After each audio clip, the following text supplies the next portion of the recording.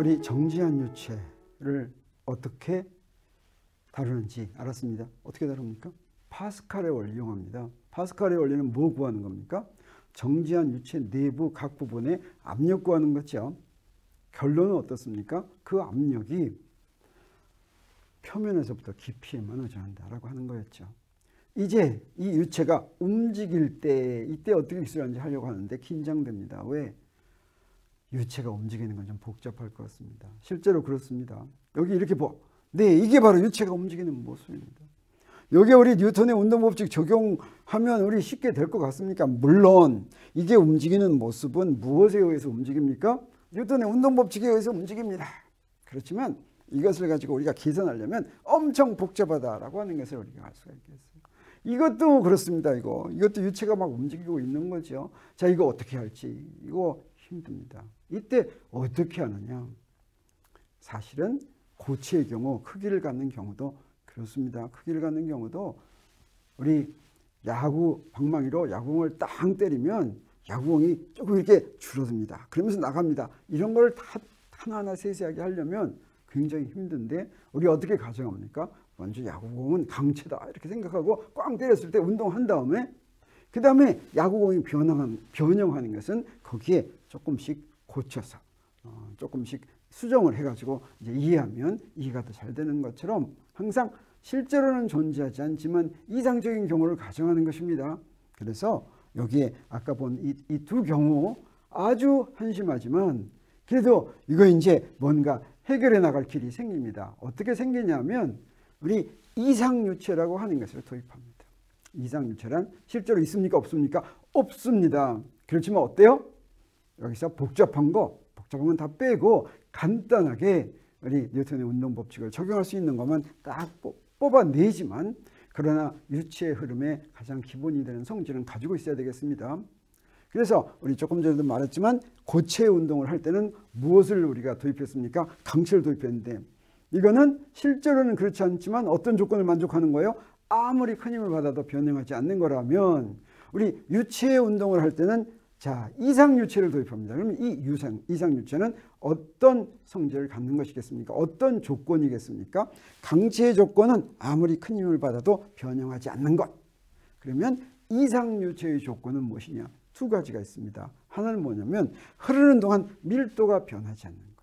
사실은 이게 기체의 경우에는 조금 변합니다. 그런데 액체의 경우에는 안 변한다고 해도 전혀 사실은 실제가 아니라고 생각하지 않았죠. 이거 상당히 이제 안 변합니다. 이게 아주 좋은 가정이라고 할 수가 있겠어요.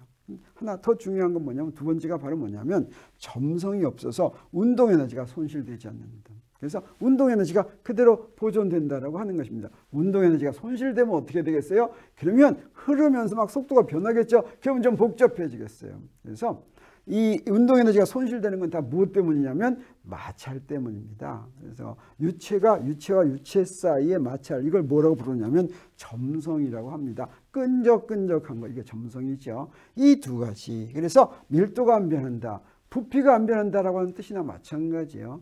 움직이면서 부피가 안 변하니까 밀도가 안 변합니다.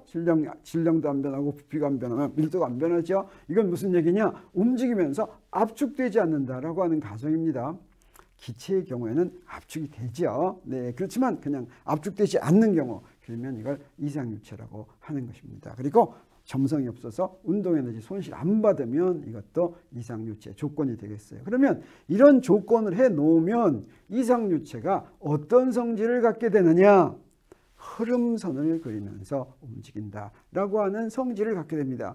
이건 너무너무 좋습니다. 그러면 흐름선을 갖는 이건 뭐냐면 이제 이렇게 그릴 수가 있는 거예요. 유체의 운동을 이렇게 그릴 수가 있는 것입니다. 흐름을 볼 것 같으면 여기다 실제로 이렇게 보이는 건 아니지만 가상적으로 이렇게 그린 거예요. 자, 그러면 이런 흐름선이란 무엇이냐면 흐름선이란 이건 거예요. 유체가 흐를 때 유체를 각각 입자가 구성하고 있겠죠. 입자 하나하나가 움직이는 경로를 그려놓은 것입니다. 근데 유체를 구성하는 입자가 엄청 많은데 그걸 모두 다 그릴 수는 없겠죠. 그래서 비례해서 이제 그리면 되겠어요. 몇 개씩만 그리는 겁니다. 그러면 흐름선은 어떤 성질을 갖고 있느냐? 이게 영어로는 line of flow 또는 flow line이라고도 얘기하고 이거를 이제 한문으로는 유선 이렇게도 얘기하는데 흐름선. 이 흐름선이 가지고 있는 성질은 두 가지가 있어요. 이 흐름선은 절대 교차하지 않습니다. 흐름선 두 개가 이렇게 크로스하지 않아요. 크로스하지 않는다. 또 그 다음에 또 하나는 뭐냐면 흐름선이 두 개가 하나로 만들어지거나 하나가 둘로 갈라지거나 이런 일이 없다라고 하는, 아주 간단하죠. 이 간단한 두 가지 성질만 가지면 그러면 유체의 흐름, 유체의 운동을 아주 깔끔하게 설명할 수가 있습니다. 그래서 이렇게 흐름선을 그려놨다고 하겠어요. 이게 흐름선입니다. 자, 이게 대표적으로 이렇게 비례해서 그리는 거예요. 그랬을 때 이 흐름선을 보고서 뭘 알 수 있느냐? 유체가 흐르는 속도를 알 수가 있습니다. 그래서 이 속도의 방향은 어떻게 되냐면 각각 점에서 흐름선의 접선 방향으로 흐릅니다. 그 다음에 그 속력이 얼마나 빠른지는, 속도하면 크기와 방향이 있어야 되겠죠. 그 크기는 무엇으로 하느냐? 그것은 흐름선의 밀도를 합니다. 이 말은 뭐냐면 흐름선이 촘촘하게 있으면 속도가 더 빠르고 흐름선이 듬성듬성하게 있으면 속도가 느리다라고 하는 것이에요. 그래서 저쪽을 V1이라고 하고 이쪽을 V2라고 하면 어느 쪽 속도가 더 빠르겠습니까? 네, V1이 더 빠르다라고 하는 거죠. 그래서 이 밀도가 2배가 되면 어떻게 돼요? 그러면 속도도 2배가 된다라고 하는 것을 우리가 알 수가 있습니다. 그러면 유체가 이런 흐름선을 만들고 이 흐름선은 절대 둘로 갈라지지 않고 이 흐름선은 절대로 교체하지 않는다면 무엇이 성립하냐면 흐름관을 만듭니다. 자, 흐름관이란 뭐냐면 유체의 흐름에서 흐름선들로 둘러싸인 관을 얘기합니다. 이런 이야기를 할 수가 있는 이유는 뭐냐면 유체가 이렇게 흐르는데, 자, 저기에 4개만 대표적으로 골랐어요. 4개 대표적으로 골란 것을 가지고 이렇게 흐름선을 만들면 그놈으로 둘러싸인 부분 안쪽에 있는 흐름선은 절대 바깥으로 안 나옵니다. 왜 그렇습니까? 교체하지 않기 때문이죠. 그래서 저게 하나가 딱 관을 만들면 그 관이 항상 흐르면, 물론 그 관의 단면의 넓이는 바뀔 수가 있죠. 그렇지만 이게 그대로 유지합니다. 이것을 흐름관이라고 합니다. 그리고 관의 단면의 넓이가 넓어지면 어떻게 됩니까? 그러면 흐름선이 듬성듬성 있게 되죠. 흐름선이 듬성듬성 있으면 어떻다는 얘기입니까? 속력이 감소한다는 뜻이죠. 자, 그런 것들을 한꺼번에 얘기할 수가 있습니다. 그래서 이 흐름관의 성질을 볼 것 같으면 흐름관 내부의 유체가 흐름관 외부로 절대로 흐르지 않는다. 그래서 이상유체가 이렇게 흐르면 실제로 관이 없더라도 그 유체 내부에서 흐름관을 가상적으로 만들어 놓을 수가 있어요. 왜? 그 바깥으로 절대로 유체가 흐르지 않기 때문입니다. 그리고 중요한 게 바로 뭐냐면 이런 흐름관에서는 연속방정식이 성립한다라고 하는 것입니다.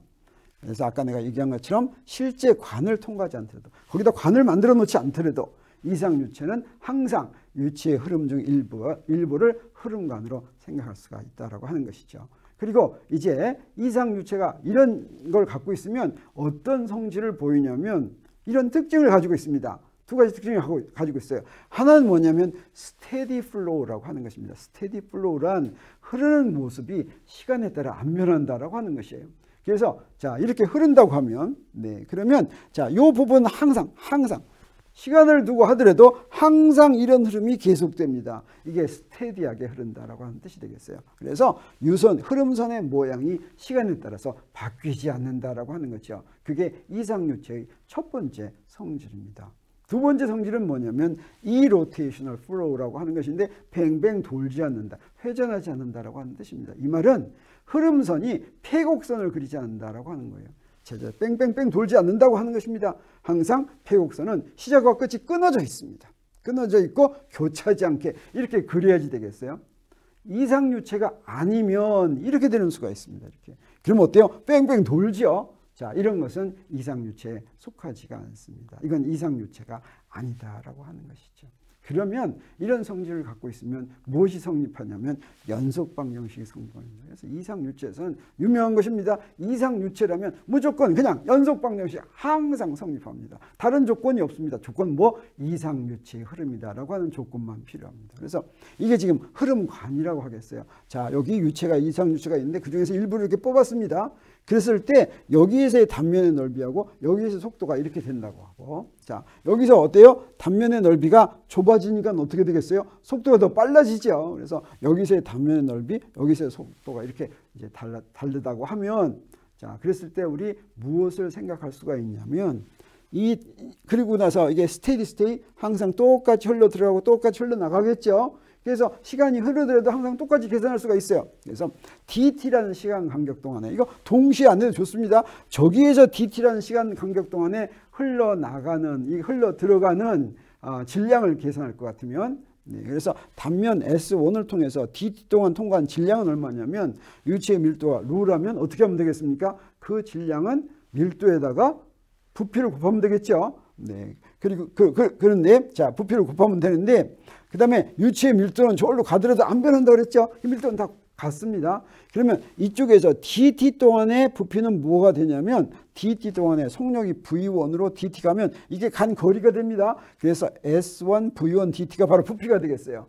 그게 바로 dm1과 같겠습니다. 그러면 똑같은 시간 간격 동안에, 동시가 아니라도 좋아요, 나중에도 좋아요, DT라는 시간 간격 동안에 S2를 통과한 질량은 어떻게 되겠어요? 이거는 로 S2 V2 DT가 되겠어요. 근데 이게 스테디 스테이셔가지고 계속 흘러 들어가고 흘러 나가니까 우리 어떤 조건을 만족해야 되겠습니까? 네, 이상 유체에서 밀도가 바뀌지 않고 스테디 스테이시기 때문에 무엇이 성립해야 되냐면, 저쪽에서 흘러 들어간 질량은 저쪽에서 나온 질량하고 같아야 되겠습니다. 그래서 그 두 개를 같다고 놓겠습니다. 이 두 개가 같으면 가만 봤더니 로는 똑같죠? DT도 똑같죠? 그러니까 뭐만 남았습니까? S1 V1은 S2 V2라고 하는 것이 남았는데, 근데 저 1이라는 위치와 2라는 위치는 특별히 정한 위치가 아니라 아무렇게나 정한 거죠. 그래서 흐름관 내에서는 무엇이 성립하냐면 바로 SV가 일정하게 하다는 게 성립한다라고 하는 것을 알 수가 있습니다. 그래서 SV를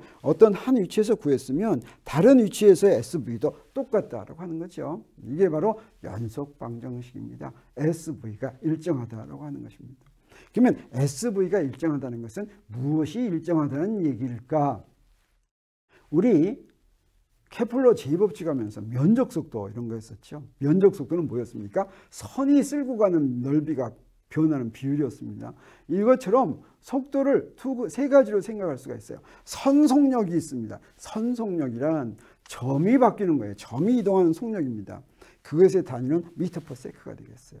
그 다음에 면속력 또는 면적속력이 있습니다. 이건 뭐가 이동하는 거겠어요? 이거는 선이 이동하는 겁니다. 선이 쓸고 지나가는 넓이가 증가하는 비율. 이거는 제곱미터 퍼 세크 이렇게 되겠어요. 그 다음에 부피 속력이 있겠어요? 이건 뭐겠습니까? 이거는 면이 쓸고 지나가는 부피가 증가하는 비율이고, 그것은 뭐가 되겠어요? 미터 3승 퍼 세크 이렇게 되겠는데, SV가 바로 그 부피 속력에 해당합니다. 이 부피 속력을 뭐라고도 부르냐면 부피 흐름률이라고도 부르는데, SV 하면 바로 뭡니까? S는 넓이죠. V는 미터 퍼 세크죠. 그래서 SV 곱하면 미터 3승 퍼 세크 이렇게 되는 걸 알 수가 있습니다. 그래서 이 연속방정식에서 바로 SV가 그게 바로 부피 흐름률인데, 연속방정식을 말로 하면 유관 내에서는 부피 흐름률이 변하지 않는다라고 하는 것이 바로 연속방정식입니다. 정리하겠습니다. 네, 실제 유체의 흐름에 운동법칙을 적용하기가 복잡하기 때문에 우리 이상적인 걸 가정하죠. 뭐 가정합니까? 이상유체라고 가정하고 운동법칙을 적용하려고 합니다. 그러면 이상유체는 뭐였어요? 밀도가 변하지 않고 점성이 없는 유체라고 했습니다. 그 다음에 이상유체의 성질은 뭐였습니까? 네, 흐름선을 그리죠. 그래서 흐름선은 절대 교체하지 않으니까 흐름관도 만들죠. 그러면 이렇게 흐름관을 만들면 이 안에서 반드시 무엇이 성립해야 됩니까? 연속방정식이 만족돼야지 되죠. 그래서 그 연속방정식이란 바로 뭐냐면 SV가 일정인데, SV는 바로 뭐가 같다고 그랬습니까? 부피 흐름률이라고 그랬습니다. 그러면 우리 전 시간에 한 정지한 유체에서는, 그때는 정지한 유체에서 파스칼 원리를 적용하려면 반드시 이상유체여야지 되겠습니까? 아니어도 상관없겠습니까? 정지한 유체에서는 이상유체라고 따로 정의할 필요가 없습니다. 이상유체가 아니더라도, 네, 점성이 있더라도 그래도 다 성립합니다. 그것은 움직이지 않으니까. 자, 그래서 이제 이상유체라고 가정하고 이제 흐르는 유체를 우리 어떻게 뉴턴의 운동법칙을 적용해가지고 설명할지 궁금합니까? 안 합니까? 네, 이제 바로 시작하도록 하겠습니다.